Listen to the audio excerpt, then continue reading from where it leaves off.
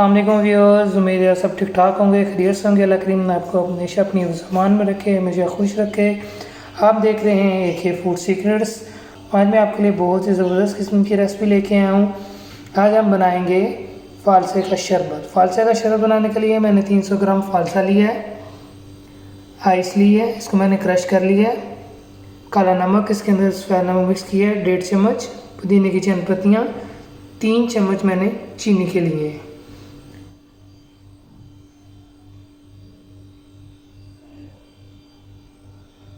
अस्सलाम वालेकुम व्यूअर्स, उम्मीद है आप सब ठीक ठाक होंगे, खैरियत से होंगे। अल्लाह करीम आप सबको हमेशा अपनी ज़मान में रखे, हमेशा खुश रखे।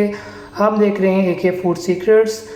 आज मैं आपके लिए बहुत ही ज़बरदस्त किस्म की रेसिपी लेके आया हूँ। आज हम बनाएंगे फ़ालसे का शरबत।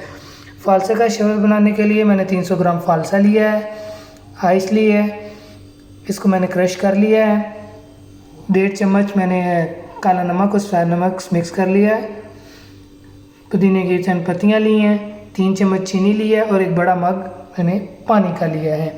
फ़ालसा बहुत ही बेहतरीन है गर्मियों के लिए। समझिए हम बनाते हैं फ़ालसे का शरबत। बिस्मिल्लाहिर्रहमानिर्रहीम। 300 ग्राम फ़ालसा हम जग के अंदर डालेंगे।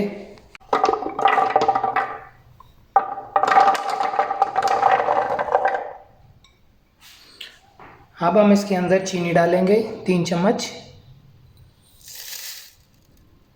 अब हम इसके अंदर एक छोटा टीस्पून एक ये ऐड करेंगे काला नमक, इसके अंदर सफ़ेद नमक है। अब हम इसके अंदर पुदीने की पत्तियाँ शामिल करेंगे। अब हम इसके अंदर पानी शामिल करेंगे।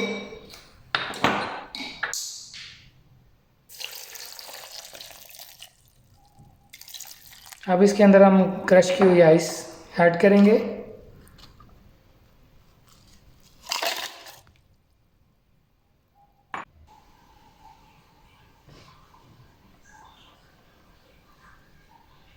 अब हम इसको ढक्कन लगा के ग्राइंड कर लेंगे।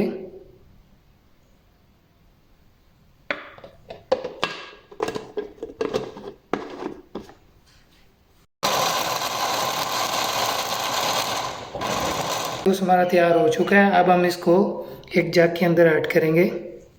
अब सबसे पहले इसको छानेंगे हम छलनी की मदद से।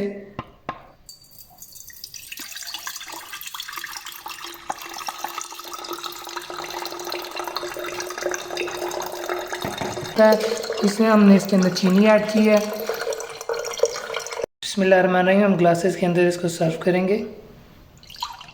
फ़ालसे का जूस मैदे के लिए बहुत मुफीद होता है, शुगर के मरीज़ों के लिए बहुत मुफीद होता है। हमने इसके अंदर चीनी ऐड की है, आप बगैर चीनी के इस्तेमाल करें जो शुगर के मरीज़ हैं।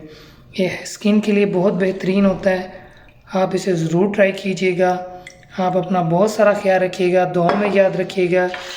मेरी इस रेसिपी को ज़रूर शेयर कीजिएगा, लाइक कीजिएगा, चैनल को सब्सक्राइब कीजिएगा।